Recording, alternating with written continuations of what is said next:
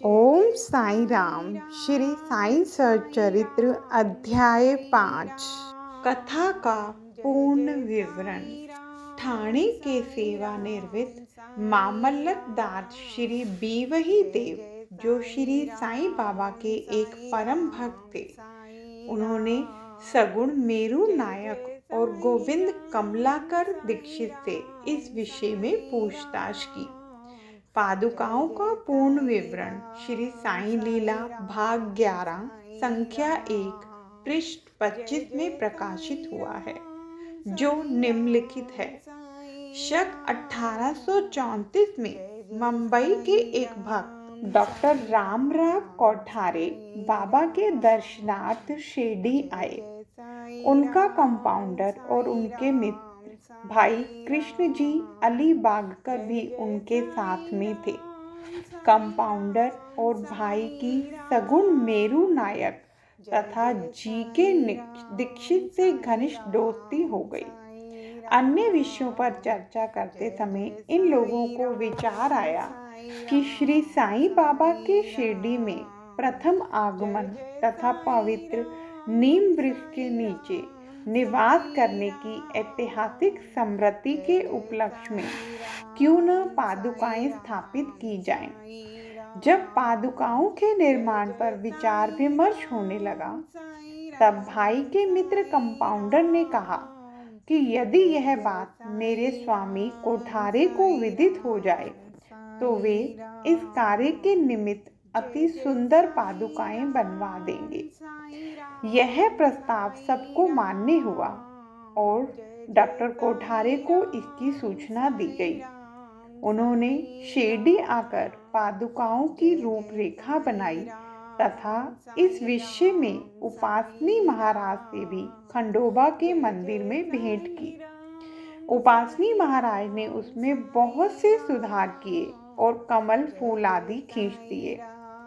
नीम वृक्ष के महात्म्य में वह बाबा की योग शक्ति का घोतक था, जो इस प्रकार है। मैं भगवान साईनाथ को नमन करता हूँ, जिनका सानिध्य पाकर नीम वृक्ष कटु तथा अप्रिय होते हुए भी अमृत वर्षा करता था। इसमें अनेक व्याधियों से मुक्ति देने के गुण होने के कारण इसे कल्प वृक्ष से भी श्रेष्ठ कहा गया है। उपासनी महाराज का विचार सर्वमान्य हुआ और कार्य रूप में भी परिणत हुआ।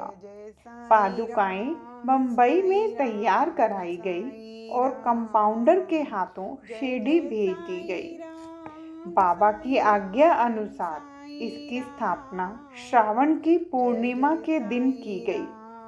इस दिन प्रातःकाल 11 बजे जी के दीक्षित उन्हें अपने मस्तक पर धारण कर खंडोबा के मंदिर से समारोह और धूमधाम के साथ द्वारका माई में लाए।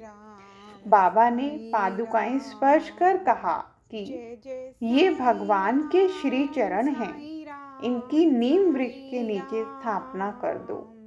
इसके एक दिन पूर्व ही मुंबई के एक पारसी भक्त पास्ता शेठ ने 25 रुपयों का मनी ऑर्डर भेजा। बाबा ने ये रुपए पादुकाओं की स्थापना के निमित्त दे दिए। स्थापना में कुल 100 रुपए व्यय हुए, जिनमें 75 रुपए चंदे द्वारा एकत्रित हुए। प्रथम 5 वर्षों तक डॉक्टर कोठारे दीपक के निमित्त 2 रुपए मासिक भेजते रहे।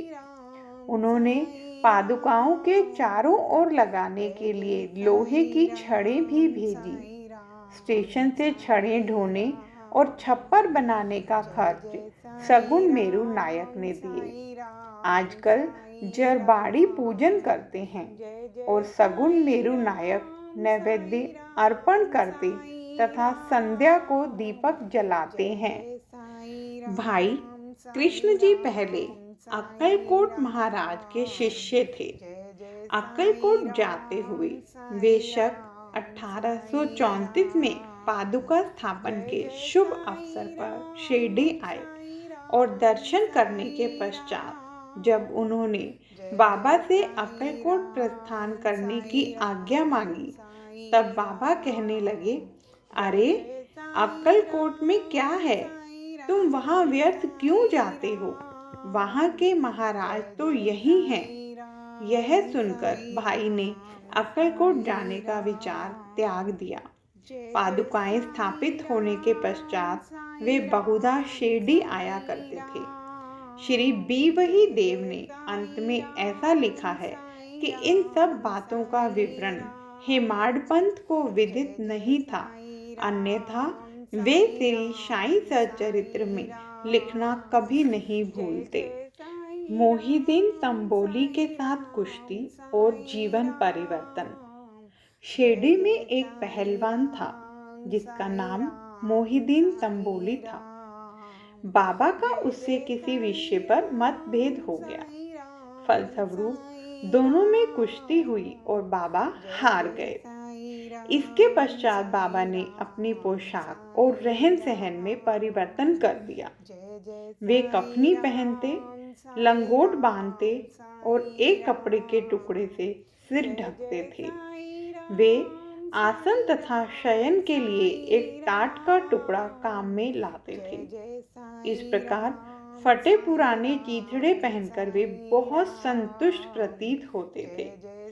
वे सदैव यही कहा करते थे कि गरीबी अव्वल बादशाही, अमीरी से लाख सवाई, गरीबों का अल्लाह भाई।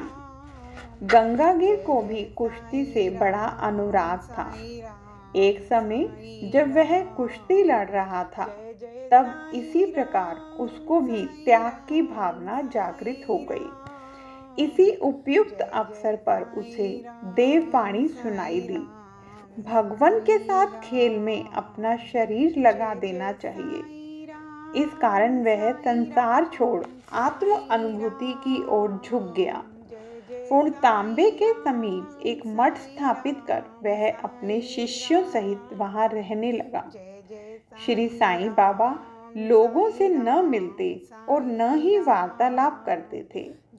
जब कोई उनसे कुछ प्रश्न करता तो वे केवल उतना ही उत्तर देते थे।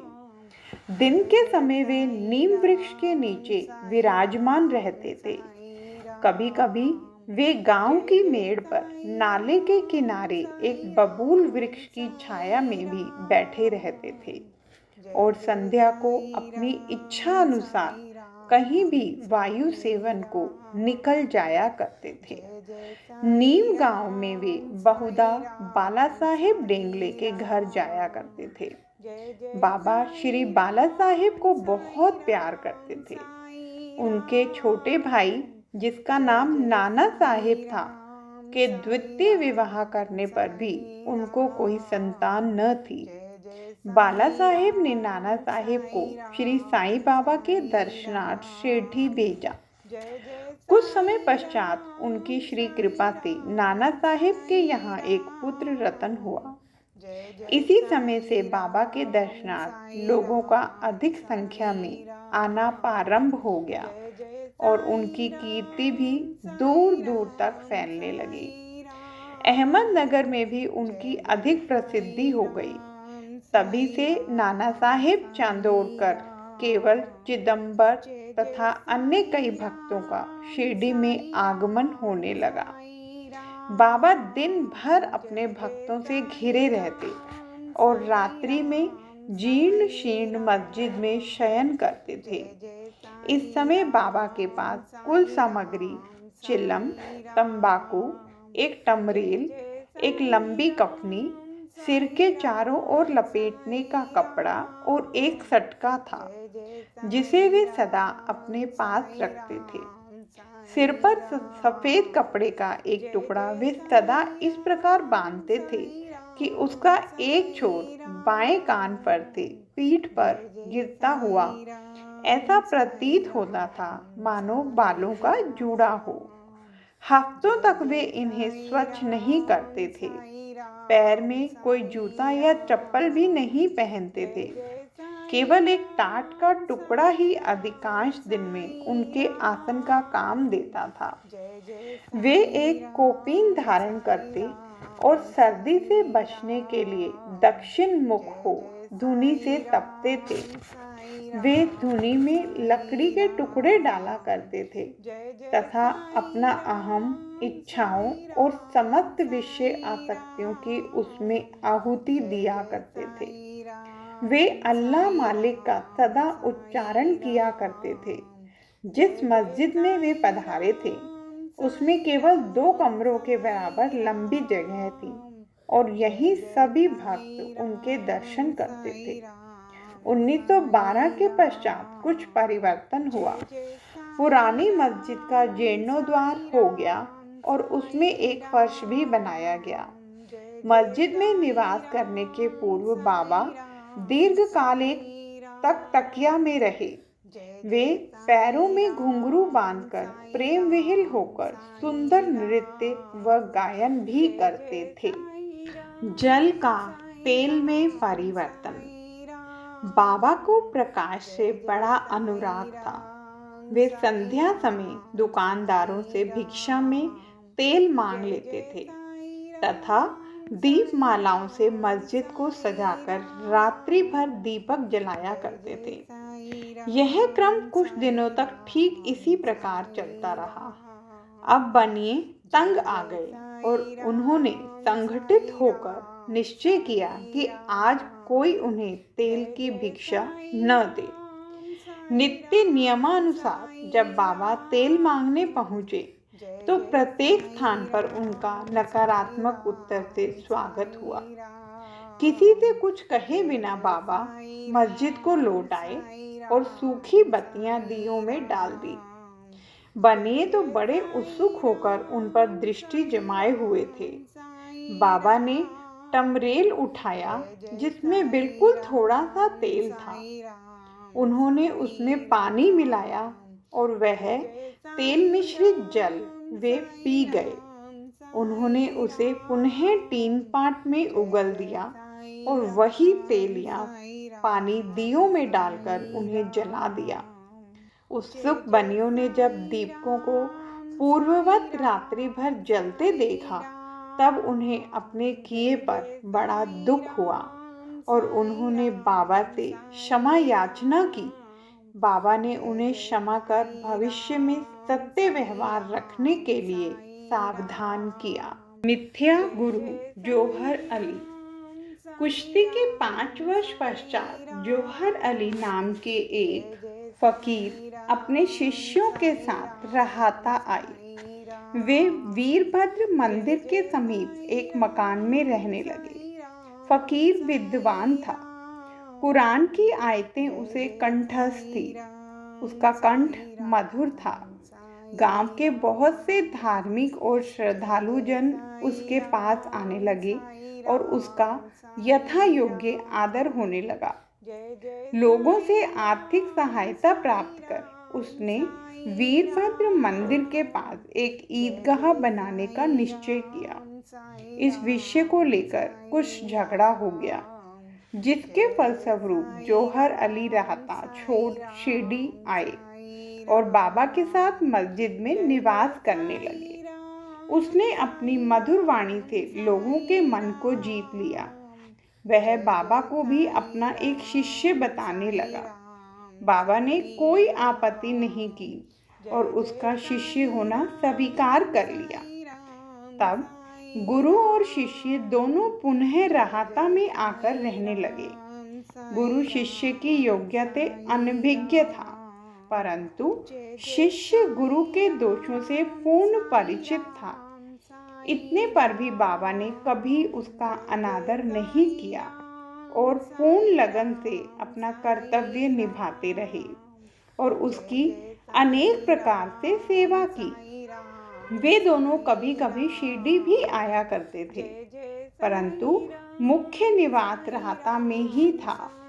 श्री बाबा के प्रेमी भक्तों को उनका दूर राहता में रहना अच्छा नहीं लगता था, इसलिए वे सब मिलकर बाबा को शिरडी वापस लाने के लिए गए।